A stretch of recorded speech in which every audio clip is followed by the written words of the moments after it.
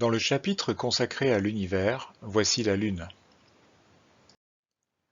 On va d'abord décrire la Lune, puis on va détailler ses phases, et on va parler des éclipses et des marées. Commençons donc par décrire la Lune. La Lune est une boule rocheuse de 3500 km de diamètre. Sa masse est 100 fois plus petite que celle de la Terre. Il y règne donc une gravité 6 fois plus faible que sur Terre, ce qui a permis aux astronautes qui s'y sont rendus de sauter bien plus facilement qu'ici. Il en résulte aussi que la Lune n'a pas d'atmosphère. La surface de la Lune est composée de zones sombres et de zones claires. Les zones sombres ont été appelées mers, car on pensait qu'elles étaient remplies d'eau. On sait aujourd'hui que ce sont de vastes étendues de roches volcaniques. Les zones claires sont situées plus en altitude. La Lune est également parsemée de cratères, résultat d'impacts avec des astéroïdes et des comètes. La trace de ces impacts n'a pas été effacée par l'érosion comme sur Terre. La Lune tourne autour de la Terre en 27 jours. Elle tourne aussi sur elle-même, de sorte qu'elle nous présente toujours le même côté qu'on appelle la face visible. L'hypothèse la plus probable pour la formation de la Lune est que peu après la formation du système solaire, la Terre est entrée en collision avec une autre planète de la taille de Mars, nommée Theia. Les débris ainsi formés autour de la Terre se sont peu à peu agrégés pour former la Lune. Les phases de la Lune. Le premier calendrier s'est basé sur la Lune, par observation de son aspect changeant au fil des jours. On lui doit les 4 semaines de 7 jours. Si la Lune nous apparaît parfois comme un croissant, c'est parce qu'elle est éclairée en partie par le Soleil qui est caché sous l'horizon. On voit parfois la Lune décroissante, en forme de C, le matin, car elle est à droite du Soleil. D'autres jours, on voit la Lune croissante, en forme de D, le soir, car elle est à gauche du Soleil. À l'équateur, le croissant est couché, en forme de bateau. En fonction de la manière dont elle est éclairée par le Soleil, on voit donc la Lune sous différentes phases. D'abord la Lune croissante en forme de D. Quelques jours plus tard, on voit une demi-lune qui est à moitié éclairée. Quand la Lune est ensuite complètement éclairée, on a la pleine Lune. Quelques jours plus tard, on a à nouveau une demi-lune. Puis, c'est une Lune décroissante en forme de C. Et enfin, c'est la nouvelle Lune, on ne la voit plus du tout. L'ensemble du cycle dure 29 jours. Voici en une seule image les différentes phases de la Lune de gauche à droite, au fur et à mesure que la Lune tourne autour de la Terre et que la Terre tourne autour du Soleil. La Lune met 27 jours pour faire le tour de la Terre, mais 29 pour se retrouver dans la même position de nouvelle Lune. Les éclipses. Les éclipses de Soleil se produisent quand la Lune se glisse entre nous et le Soleil. Il devrait donc y avoir une éclipse de Soleil tous les mois. Mais quand la Lune passe devant le Soleil, le plus souvent, il n'y a pas d'éclipse de Soleil, car l'ombre de la Lune passe au-dessus ou en dessous de la Terre. C'est parce que le plan de rotation de la Lune autour de la Terre est incliné. Mais 2 fois par an, la Lune passe entre la Terre et le Soleil juste au moment où elle est dans le plan de rotation de la Terre autour du Soleil. C'est à ces moments-là qu'ont lieu les éclipses de Soleil. Elles sont visibles sur Terre sur une bande de 200 km de large où l'éclipse est totale. De part et d'autre de cette zone, l'éclipse est partielle. La Lune est 400 fois plus petite que le Soleil, mais elle est aussi 400 fois plus proche. C'est pour cela qu'elle nous masque pile complètement le Soleil. Les éclipses de Lune sont très différentes des éclipses de Soleil.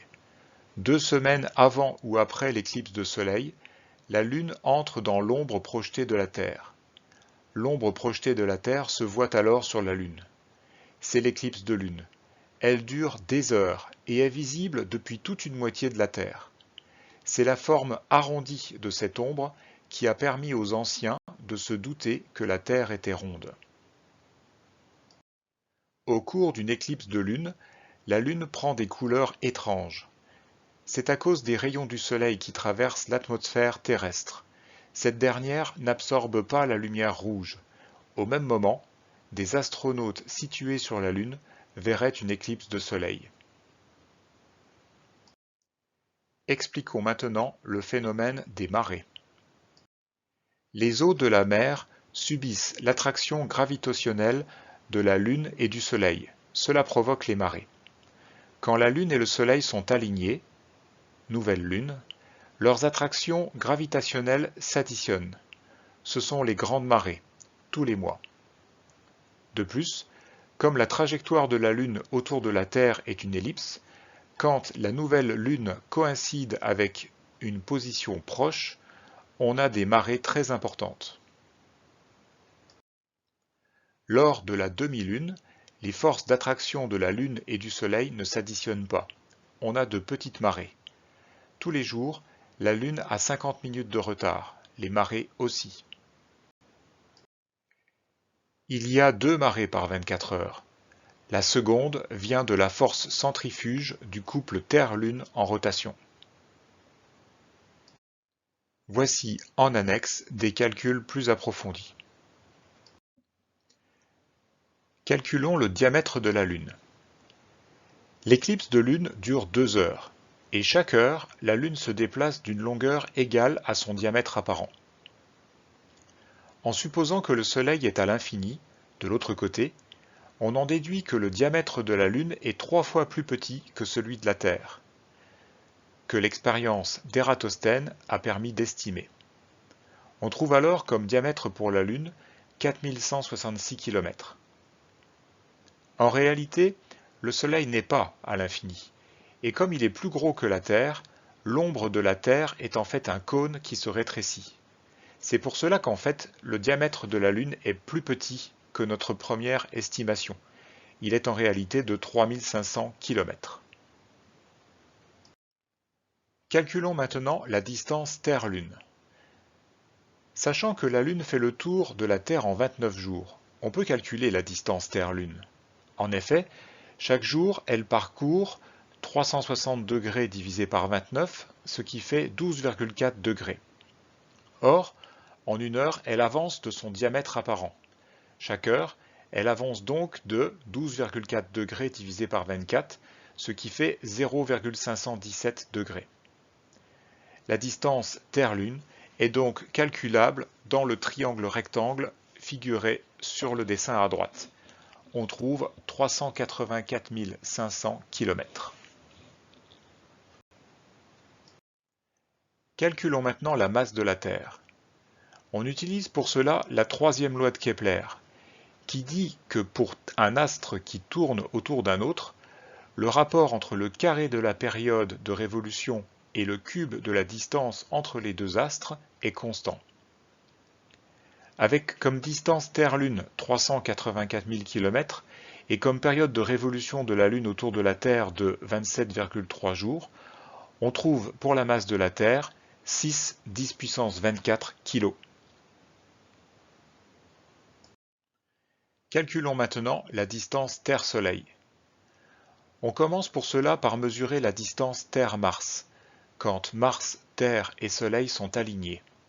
On mesure pour cela P, qui est la parallaxe diurne en observant Mars depuis 2 points très éloignés sur Terre.